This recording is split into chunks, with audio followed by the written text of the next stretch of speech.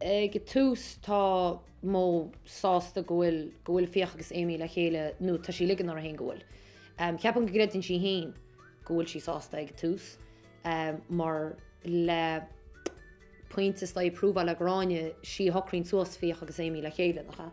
Yeah, so to fall through. So tá sí ligean ar a haon gohfuil sí sásta ach de réir chéile net an táma gimacht tugann sí faoi deara a gohfuil éiad agus nach bhfuil sí chosásta faoi rudaí agus sa deire bíonn sí sásta adháil gohfuil símeice Fiach a gcónaí agus gohfuil sí gar bheith leis. Nuair thusint Fiach amach le Amy ar dús níos smuoine Fiach bhíonn an smuoine mó bhíonn an a capan sin chun láthair nach bhfuil Marie Bheag mó an agus baintead tríalas agus baintead tainebheas ach tá sim ag fós I mó ina phríste. Cefannacha.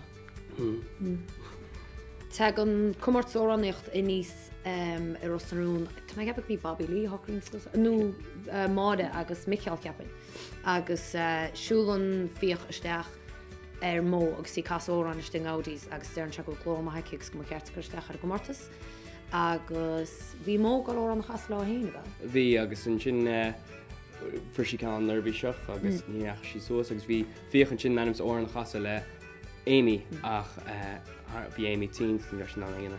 Mar sin chaisiid le chéile. Chas. Chalínálainn. Fin chaisiid le chéile. A chalínálainn a dúg me gráis bí láimhlum a bhílas tó.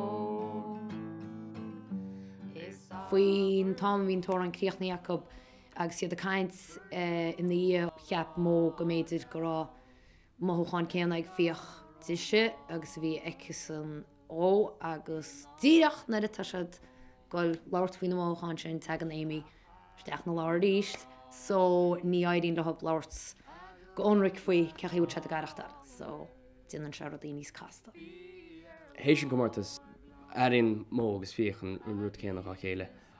A mar sin den socrinn Fiach an rud ceartaíanana agus bris suas le Amy ach tharlíonn rud a cinnt. Tá an Amy amach an brontan na spelg seó agus tugann si canál I ghetto le rá leis gohfuil si agsú le páiste.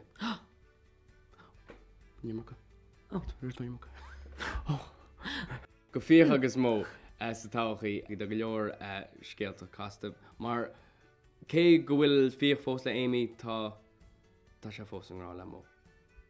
Agus tá mó fós an rá le Fiach. A cha mééis séad sásta mu sin ní cheist. Ile sain.